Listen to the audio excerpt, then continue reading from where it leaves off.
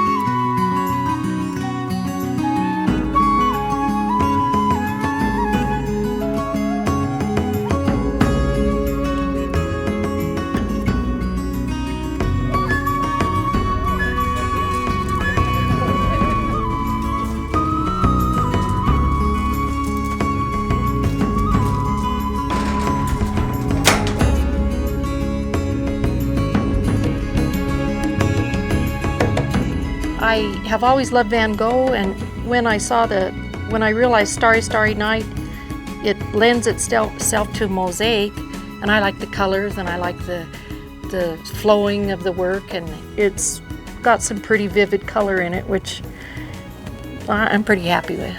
Phoebe has her style of painting, I have my style of painting. So what we did to work together, because we wanted the bear to look uniform and not like one side Phoebe style, one side Jane style. We both sketched our design on the bear. And then Phoebe went around and she did what we call middle ground.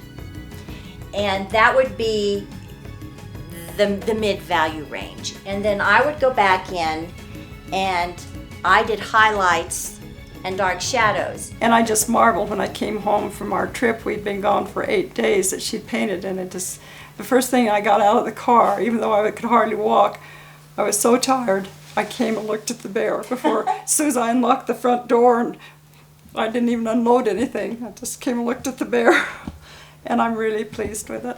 Being the sculptor and metalsmith, I didn't want to just be involved with a paint job. Not that that can't be great, but you know, I felt like if I were to be involved, I wanted to do something physically to the bear. So we seized upon this idea where we could, you know, alter the bear's form and kind of cut through a cavity, if you will, just a geometric cavity cut through the midsection of the bear, into which we could glass that in, kind of encasing, but respecting the form of the bear, but have this beautiful scale model airstream kind of in the bear's gut. I use the dark blue to push it back and forth. If I make a mistake, and I can always respray it if I make a mistake, but the dark will allow me to push it back and forth, kind of add the light and then subtract it. The more I thought about it, I sat here, once I brought the bear, I sat and I looked at it, and all of a sudden the idea popped into my head, and that's the most difficult part, to come out with the idea. Once you have the idea, it's just a matter of executing it. It was overwhelming for a while. It wasn't really the bear that was overwhelming. It was just knowing I was going to have to learn a new skill, and thinking that I would probably be all right, but still not real sure of it. And then how big it was. I knew it was going to be life-size, but still, when it ended up in my garage, it was... The actual sketches on the bear were bigger than what I had sketched on paper, which is fine, because we wanted that oomph that you get. So where we've placed this, and also we're thinking about we're dressing the bear, barely dressed for dinner. So we're thinking pants down here, so that's why we have designs here. connected with the gold, once again to signify the economic value to the valley. And as it flows through here, that's what we're thinking of. We're thinking of dressing the bear. And so some of the bigger designs will go on the bigger areas of the bear. The fish, the salmon, is giving up its energy and transferring it to the bear so the bear can live. So that's what I'm going to try to incorporate into my design.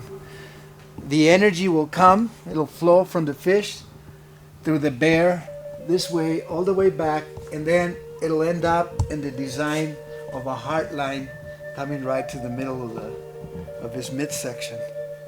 Even this fiberglass is energy itself. Everything is energy, and that's a Native American, that's a pre-Columbian belief that all we are is flowing energy in the universe. So in this case, it's perfect because the fish has the energy, and it's going to flow from the fish to give life to the bear. Once I got started applying the glass, it seemed to take on a life of its own, and when I work close to it, I have to back away because I don't get a good view of it until I back away. And when I back away, I'm usually pretty happy. It's slow going, but I'm pretty happy with it so far. It's gonna take a long time, but it's exciting to keep working on it. I don't dread working on it. I look forward to coming out and getting everything done so I can come out and work on it. And that's the beauty of having different people work on it, because everyone will have a different idea, and I think it'll be great to see the bears displayed together. That would be good. And I told her, I said, no matter what happens, I want us to still be friends when we're done with this thing. Yeah. And so we've had a great time. I just love her dearly. So. Yeah, I do think this, Phoebe, one of the main projects or reasons that this has been so beneficial is that we do get to paint together. And, even though it's a time-consuming project, I think I'm going to be kind of sad when it's over for being able to come over here and paint in this beautiful room and paint with Phoebe, and we just have it's just a bond. We like to be a part of the fantastic organization of Puente, however we can, to support their mission, and time is of the essence for everybody, and we felt like if we did this as a team that we could make an impact and hopefully do something that would really help them out and be something that we can be really proud of too as artists, and so we're excited to be on board with it. We're too consumed with thinking of ourselves, so we need to start thinking of others, and maybe this will be a good project to do that. The whole idea of the La Puente has always appealed to me. I had a brother that went the way of homelessness and later his own self-destruction, and so it's always been close to my heart. And I don't donate a lot of my work or my time, but this is the one that I feel is worth it, and it's personal.